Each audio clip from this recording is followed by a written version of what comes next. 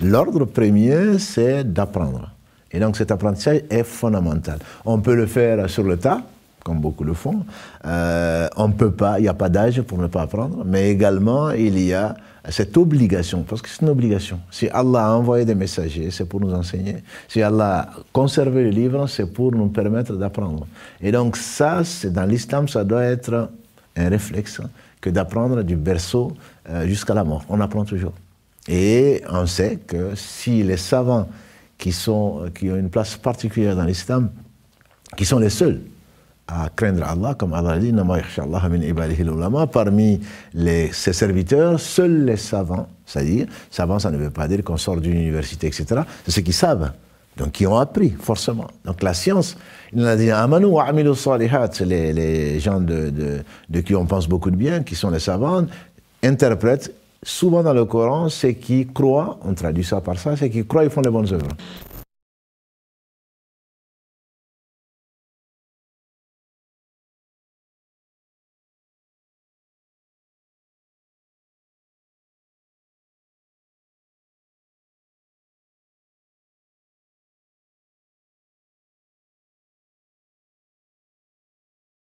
Bismillah, alhamdulillah, wa salatu wa salam ala rasulillah, amma ba'd. Aujourd'hui, nous abordons un sujet important dans l'éducation de l'enfant qui est l'apprentissage, qui est le transfert des connaissances, le fait de mettre la science comme étant une priorité importante qui va déterminer notre façon d'agir. Parce que sans science, l'action n'est pas bien dirigée. C'est important de connaître Allah avant et connaître aussi ce qu'Allah subhanahu wa ta'ala souhaite et inculquer à l'enfant le goût de l'apprentissage, le goût de la lecture, le goût de la science. C'est important pour l'épanouissement et le développement de l'enfant.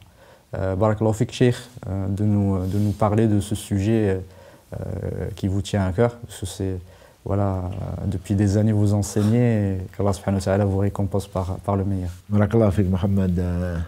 L'enseignement de la science, dans l'islam en particulier, et pour les gens qui l'ont compris, est une chose aussi importante que c'est le premier verset qui a été révélé. Iqra. Donc, on traduit ça souvent par lit. Effectivement, la lecture est importante, comme on en parlait là tout à l'heure, mais c'est instruis-toi. Exactement. Donc, développe ton champ, ton esprit, connais pour apprendre pourquoi tu as été créé, où tu iras. Donc, la science, c'est tout. Il n'y a pas les grands imams, et Allah seul est grand, les grands imams, souvent leur livre commençait par la science précède l'action. Oui.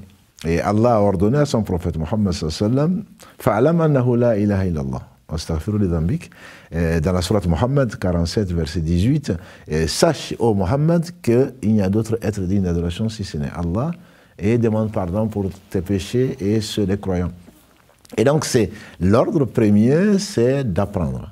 Et donc, cet apprentissage est fondamental. On peut le faire sur le tas, comme beaucoup le font.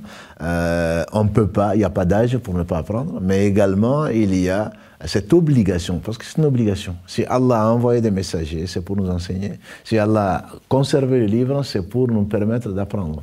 Et donc, ça, dans l'islam, ça doit être un réflexe que d'apprendre du berceau jusqu'à la mort. On apprend toujours. Et on sait que si les savants qui ont une place particulière dans l'islam, qui sont les seuls à craindre Allah, comme Allah dit, parmi ses serviteurs, seuls les savants, c'est-à-dire, savants, ça ne veut pas dire qu'on sort d'une université, etc., c'est ceux qui savent, donc qui ont appris, forcément. Donc la science, il a dit, les gens de qui on pense beaucoup de bien, qui sont les savants, interprètent souvent dans le Coran, ceux qui croient, on traduit ça par ça, ceux qui croient, ils font les bonnes œuvres. C'est-à-dire que c'est ceux qui ont une science et qui la traduisent donc par des bonnes œuvres. Donc la science est fondamentale et les premiers musulmans ont donné l'exemple. Ils étaient les premiers en sciences fondamentales, bien sûr dans la religion, en sciences fondamentales, donc de tout point de vue. Et les savants d'antan, ils étaient très doués dans tout ce qui est science. La science avec grand S, à commencer par la révélation donc, Mais également, c'était des médecins, c'était des philosophes, c'était des mathématiciens. Tout ce que l'on sait d'algèbre et tout le reste, tous ces noms en médecine, les musulmans étaient des pionniers. Parce qu'ils avaient compris que finalement, l'horizon, Allah avait ouvert un horizon extraordinaire. Alors que d'un bédouin qui ne connaissait que le désert, là, ils sont devenus des conquérants, ils sont devenus pas des aventuriers dans le sens, voilà, mais ils ont parcouru des milliers de kilomètres, ne serait-ce que pour aller chercher, vérifier un seul dire du prophète sallallahu alayhi wa sallam. Donc ça a été une science merveilleuse qui nous a apporté, que Allah nous a apporté au travers de ces gens-là. Donc le musulman doit être avide de science. C'est-à-dire qu'il doit être un puits de science pour celui qui sait et transmettre. Quand on sait aussi la place que Allah a donnée aux savants, non seulement ils craignent Allah, mais en plus parmi les choses qui restent après soi, parmi les sadaqa jariya, le prophète alayhi salam dit que le fils d'Adam et ses œuvres sont coupées après sa mort, c'est qu'on veut bien comprendre, sauf 3. Il laisse un enfant, donc qui prie pour lui, un enfant pieux. Ce qui prouve donc déjà l'importance de l'éducation des enfants. Et donc c'est un investissement, je dirais même c'est le meilleur investissement qu'on puisse faire. Après la mort de ses parents, il prie pour eux. Lui, tout ce qu'il fait, Allah le découple et le donne l'équivalent à ses parents. Voilà. Et également, il a dit une science dont on profite. Bien sûr, c'est une science, c'est le Coran, c'est le hadith, etc. Mais c'est toute science que l'on a laissée, dont on profite, dont les gens profitent après nous. Et donc, c'est la science reste dans l'islam une chose, je dirais, c'est la première des choses. La science, bien sûr, d'Allah, de connaître Allah, de connaître ses noms et attributs, de connaître ses actes, et également la science de comment Allah a voulu que ce monde marche. Donc, c'est la science avec un petit s, qui est la science, la démarche scientifique, la science moderne, comme on l'appelle, etc., etc. Donc, la science dans l'islam n'a pas d'équivalent. On commence par la science, et des gens, quelle que soit la personne, des savants comme Ibn Baz, qu'Allah fasse miséricorde, qui ont été éprouvés par la cécité, faisaient partie des plus grands savants. Et donc ce n'est pas parce que moi je ne sais pas, non, moi je suis analphabète. Un musulman doit avoir honte de dire ça. Analphabète, le prophète alayhi salam ne savait ni lire ni écrire. Et pourtant c'était le plus grand savant. Exactement. Voilà. Donc il n'y a pas d'excuse pour ne pas apprendre. Pour ne pas apprendre, il n'y a pas d'excuse. Allah ne va pas demander pourquoi tu n'as pas eu tel diplôme. Allah va dire pourquoi tu n'as pas appris. Que tu retiennes ou pas, ça ne dépend que de lui. Mais au moins, tu as cette démarche qui est positive, qui est cette curiosité intellectuelle, et avec la démarche, parce qu'Allah aime la science. Et donc c'est Allah qui l'enseigne, et on se doit absolument d'apprendre, et à commencer bien sûr par sa parole. Et ça, c'est quelque chose de très très important. Il y a des surdoués, on parle donc on parle des gens et des autres. L'imam Shafi'i, qu'Allah lui fasse miséricorde, on dit qu'il a appris tout le Coran à 7 ans. Ah oui, on disait que des fois il posait sa main sur la page de gauche pour pas apprendre à avancer à la droite. Exactement, mais bon, Allah ne va pas nous juger pour dire pourquoi à 7 ans, nous on n'a pas pris le Coran. Certains à 60 ans, 70 ans, ils meurent sans connaître plus qu'une page. Je me rappelle de ce vieux Ali qui était le muezzin. Il était, je le vois encore, qu'Allah lui fasse miséricorde, et je le vois encore en train de lire la Fatiha, et avec des fautes. Il avait 70 ans passés. Donc le plus important, c'est d'essayer. Voilà, c'est d'essayer. Et il avait une mémoire qui était déficiente. Il avait des problèmes, mais néanmoins, je le vois encore dans la mosquée en train de lire en attendant l'appel à la prière. Il lisait, il essayait. Comme l'exemple qui est donné de celui qui va à la mosquée, qui un enfant et finalement qui ne retient pas grand-chose. Et après l'enseignant, on dit que l'enseignant lui a donné un seau, va puiser de l'eau avec un seau qui est troué. Il va prendre le seau, il va prendre de l'eau, et avant d'arriver, bien sûr, il n'y a pas d'eau. Et l'enseignant le renvoie. Et il fait ça plusieurs fois. Et il dit, mais à quoi ça sert? Il dit, regarde, est-ce que le seau n'est pas plus propre? Il n'y a pas d'eau, certainement, tu n'as rien reçu. La compagnie des gens, le fait, Allah pardonne, les anges couvrent les assemblées de sciences. Pourtant, tu n'as pas appris grand-chose. Et les anges, ils remontent vers leur Seigneur. D'où vous venez, on vient de la terre, bien qu'Allah le sache avant de les avoir créés. Et on a rencontré telle personne, des gens spécialisés pour couvrir de la miséricorde divine les gens qui apprennent la science pour Allah. Et ils vont dire qu'il y avait un tel donc, qui était en leur compagnie. Mais il était venu pour une autre affaire.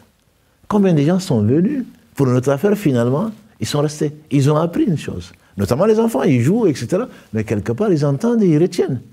On est venu pour visiter quelqu'un, finalement, on repart avec autre chose. Au moins, on a appris un hadith, on a appris un verset. Et donc, le Coran, qui est la parole, Allah donc pardonne également à celui qui était là, qui n'était même pas venu pour prendre la science, parce que ce sont des gens en compagnie desquels on ne peut pas être malheureux.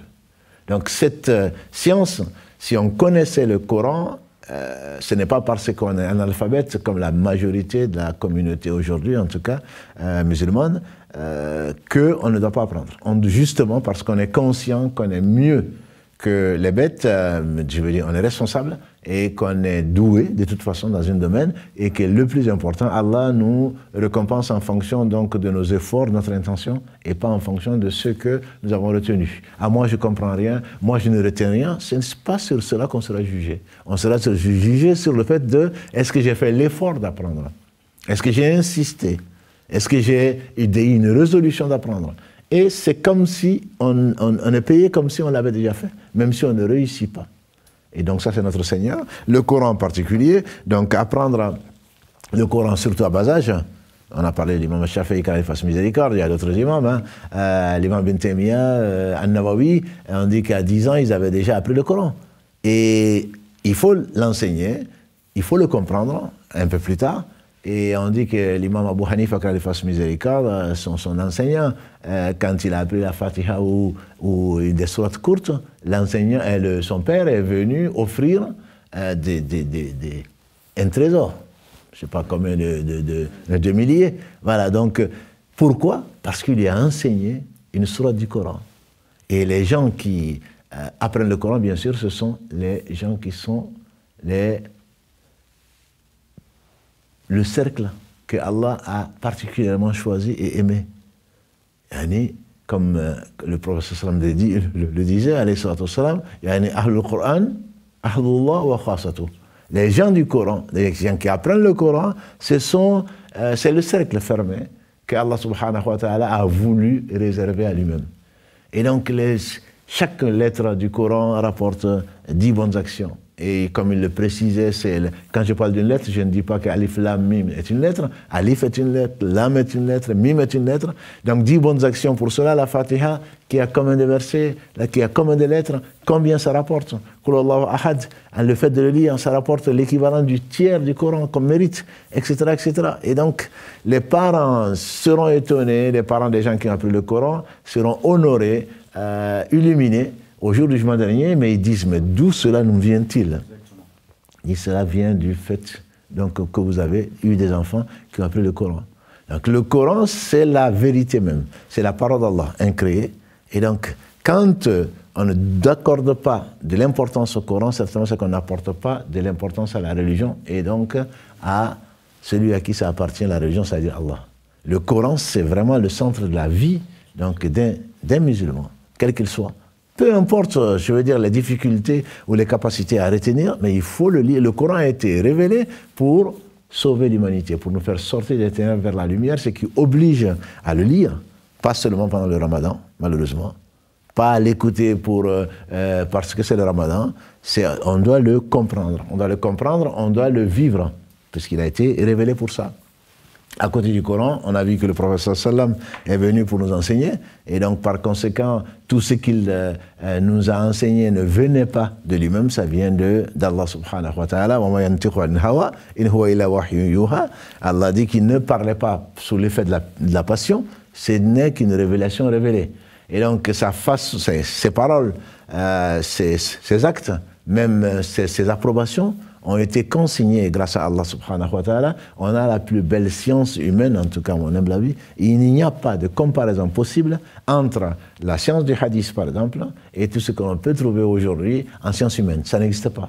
Tout ce que l'on sait, si nous croyons à Jésus, si nous croyons à Moïse, si nous croyons à Abraham, si nous croyons à tous les prophètes, c'est parce que le prophète Mohammed sallallahu alayhi wa sallam est venu nous le dire. soit par la révélation du Coran, soit par autre chose. Si aujourd'hui nous sommes convaincus que ces gens ont existé, que sont les meilleurs des hommes, ce n'est pas parce qu'on a entendu, c'est parce que du Coran, par exemple, qu'on a pris du professeur sallam, quelqu'un qui a un ijaza, qui a un diplôme de récitation du Coran, il peut remonter avec son diplôme jusqu'au professeur sallam. Et donc ça, c'est une, je ne dis pas une chance, une opportunité énorme et une richesse, un trésor que les musulmans ont et que d'autres n'ont pas. Parce qu'Allah a voulu conserver justement ce livre, il a voulu conserver les enseignants, il a voulu conserver ce livre, pas seulement en tant que livre, mais également dans la mémoire de l'humanité. Et le prophète Hamidullah, qu'Allah lui fasse miséricorde, nous disait, en seule Turquie, en 1974, il y avait 100 000 personnes qui connaissaient le Coran par cœur. Que dire dans le reste du monde, que dire aujourd'hui. Donc il y a des millions qui connaissent le Coran. Mais connaître le Coran, c'est le comprendre et c'est le mettre en pratique, comme le disait Ibn Mas'ud, les gens apprenaient 10 versets, Othman bin Affan ou d'autres, ils apprenaient 10 versets par 10 versets, ils le comprenaient, ils le mettaient en pratique avant de passer à autre chose. Donc la recherche de la science est, dans l'islam, une priorité des priorités. Et Allah n'accepte pas une adoration qui est basée sur l'ignorance.